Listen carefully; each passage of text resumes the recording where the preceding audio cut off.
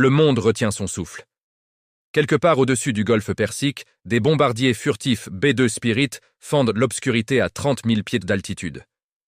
Nous sommes le 28 février 2026.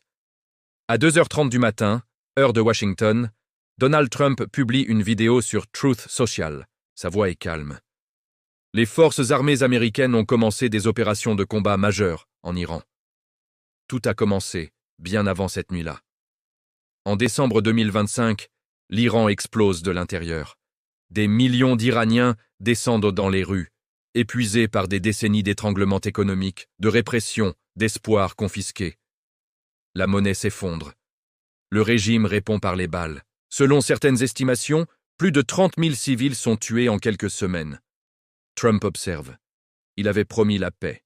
Il avait juré que son Amérique ne s'enliserait plus dans les sables du Moyen-Orient. Mais devant les images de corps dans les rues de Téhéran, il change de cap. Ce régime a massacré son propre peuple, dit-il. Et les négociations nucléaires entamées à Mascate, puis à Genève, échouent. L'ultimatum expire. L'armada se met en mouvement. Le 28 février, les premières explosions déchirent le ciel de Téhéran, puis d'Ispahan, de Qom, de Karaj. Les missiles Tomahawk et les bombes GBU-57, les plus puissantes de l'arsenal américain, s'enfoncent dans les installations nucléaires souterraines de Fordow et Natanz. Ce que l'Iran a mis 40 ans à construire disparaît en quelques heures. Parmi les morts de ce premier jour, Ali Khamenei, le guide suprême. Le régime est décapité, mais l'Iran n'est pas sans réponse. Téhéran ferme le détroit d'Ormuz. 150 navires pétroliers se retrouvent bloqués du jour au lendemain. Le prix du baril crève le plafond des $100. Des drones et des missiles iraniens frappent le Qatar, Bahreïn, les Émirats. La région entière est en feu. Les gardiens de la Révolution affirment avoir touché le porte-avions USS Abraham Lincoln. Washington dément, mais la nervosité est palpable. 10 jours après le début de la guerre, Trump convoque une conférence de presse à Miami. Il est détendu, presque triomphant. Plus de 5000 cibles ont été atteintes, 48 dirigeants éliminés d'un coup.